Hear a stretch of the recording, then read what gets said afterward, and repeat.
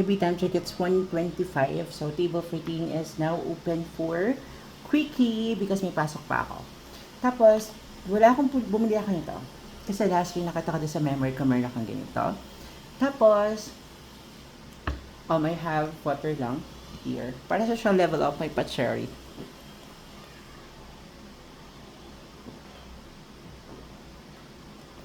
Wala akong pulutan kasi nakalimutan kong bumili ng fruits kanina. So, I have this. Namulat ako dun sa ref. Sa lalagyan ko ng ham. I have cheese, ham and cheese, and what's this? And mushroom. Yan. Tapos quickie lang dito kwento ko kasi wala nang space. Yun. Nandiyan ko, ito opinion ko lang naman to. I don't know sa mga opinion niyo. Yung office mate kong yung natulpo, hindi pa nga dun sa office, sabi nila, Mang, alam mo na ba? Sabi ko, ano yun? May natulpo. Sabi ko, bakit nangabet? Kasi usually naman ganun naman yung kwento, diba nangabet? Sabi, hindi. Tapos komento nila. Just nakakainis. Wala akong data. By the way, happy birthday, Belle. Sa friend ko sa office. Happy birthday so much, Belle. Table friend is now open. Charos. Ayun. Tapos ayun, yung parang hinold up siya ng driver. Tapos, tama ba? Hinold up siya ng driver. Tapos kaya yung bag niya, chururut. Anyway, tapos yun, hindi siya binabasa sa office, din na siya sa Pasay. Nakikita niyo yun doon sa sa tool ko yung taga-Telos na tsaka movie driver natin yung pamagat. Tapos after that one, ang daming, ako pa nga na-judge ko. Nag-judge din naman ako bilang tao, di ba? Sabi ko, grabe naman. Tapos yung may part 2, diba? Yung part 2, parang sabi niya, is that part 2 or part 3 parang nagawa lang doon, and parang yung inuusog-usog yung driver para tapos kinakausap siya ng driver, anyway, ganyan. Tapos, part 3 yata, yung parang hindi totoo. So, everything is a lie. Sino ka dyan? Ano yun?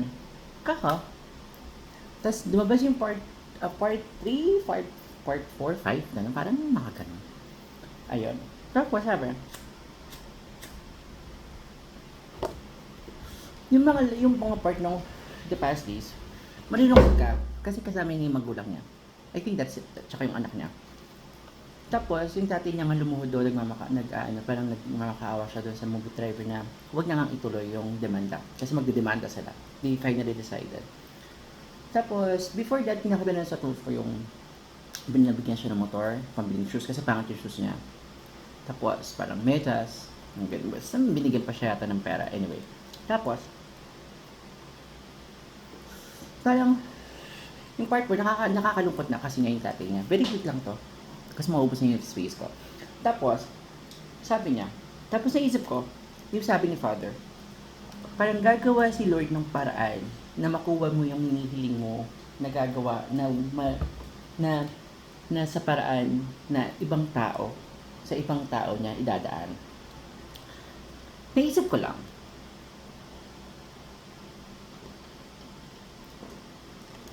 hindi kaya itong ka-office mate ko. Actually, I don't know her personally. Hindi ko nga siya nakikita. Tapos, hindi ko siya nakikita sa office kasi malaking floor namin. Tapos, parang, baka siya yung ginawa ng paraan ni Lord para magkaroon sila nun. Kasi the kwento is, sila, parang poor, parang ako poor. Ganon. Parang ganon. Pero, yung binigyan siya ng ganon, surut. Yung, kaya lang, ang nangyari dito sa ka-office mate ko, parang hindi magandang naging labas para sa kanya no result nung ginawa siguro ni Lord. Kasi si Lord naman lahat ng may gawa, di ba? Ng kahit anong mga pangyayari sa atin. Tapos, ganon. Siguro, parang, ang doon, parang, siguro yung parang, ginawang paraan ni Lord, yung ka-office mate ko, para magkaroon ka nito. Ginawa ni Lord ng paraan para magkaroon ka niyan. So, para siguro, kailangan mo ng, ibalik kay Lord yung parang result ng ginawa niya sa'yo. Siguro yun yung time na dapat magpatawad naman yung isa, yung movie driver.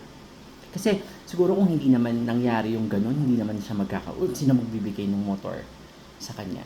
Siguro yung end nun, parang kailangan ka lang magpatawad. Yun lang. Tapos yun nga, napag-usapan namin nung ka-office mate ko. Sabi niya, parang may point din siya, parang nakuha mo na. Parang ang dami na naapektuhan, nakuha mo na naman yung parang dadalhin na ng tao yung kahihiyan na yun, habang buhay niya na yun, hindi naman niya makakalimutan. Kaya lang, ang dami naapektuhan. Parang, nung isa, hindi na nga din yung pumapasok sa office. Ayun. Kaya naman yun lang. Sabi niya, ang dami naapektuhan. Parang, ganun. Ang ganda. Hindi ko na maalala yung yung parang buong kwento. Ay, yung kwentuhan namin, tatawag ko siya sa pangalang Prilin, hi TC. Ayun, ang ganda ng kwentuhan, kasama si Britton, si Dalton, parang yung katingin ko, hindi ko kalala. Ayun, parang, kung nandun ka doon sa conversation, ang ganda ng conversation namin, na parang baka ganito. Tapos yun, basta ang ganda nung sinabi ni Phil, hindi ko na maalala kasi nga nakagabi ng lasing na ako. Kahapon, parang fresh. Parang yun lang. Anyway, dito muna ako. I finished this ham and cheese and mushroom. Hanap-hanap ka lang din sa hanap-hanap ka lang din dyan sa rep mo, ng mga lalagyan mo dyan halong katukat kapag wala kang pulutan makita. Ang karap. Sarap ng ham. Ayun. Anyway, yun lang. And dito na ako. Si Annalea, nag-abang pakala niya, tsaka si Aleli. Yung mga friends ko nag-message sa akin. Ano yung kwento ko. Ayun. Basta yun lang, parang, di ba? Parang, kung hindi nag-report yung kasamaan ko ng ganon, nalabas na, nagkaroon siya kahihiyan. Yung driver, nagpatunayan naman na mali siya. Yun yung sabi ni Pin, naalala ko na. Napatunayan naman na mali siya. Na mali kasamaan ko. Okay na. The fact na nagkaroon ka na nun, kung bigay yun ni Lord, siguro dapat maibigay kung iniisip mo na bigay ni Lord yung blessing na yun, siguro dapat ibalik mo kay Lord yung blessing na binigay sa'yo. And the blessing is very simple lang. Magpapatawad ka. Yun lang. Table for is na open for, sabi nga ni Charlie, dapat MP double life para meron kang lakas. Maray. Let's go. And I love you. Bye-bye. Kakanta na ako. Kantayin ko nga ulit to. Ginagaya ko si Manang. Yun doon sa Facebook. Ulitin natin. Ginagaya ko si Manang doon sa Facebook. Yung, kumanta ng Lason Mong Halik.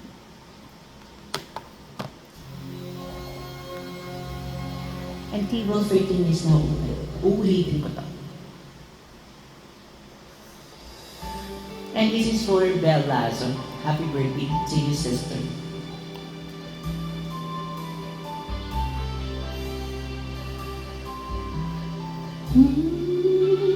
May gano'n, diba?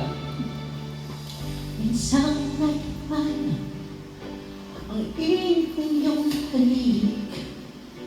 Akala ko narating ko na ang ulap sa langit. Sa aking pagpikit, ang aking naisip, ikaw na sa hanggang wakas sa aking pag-ibig.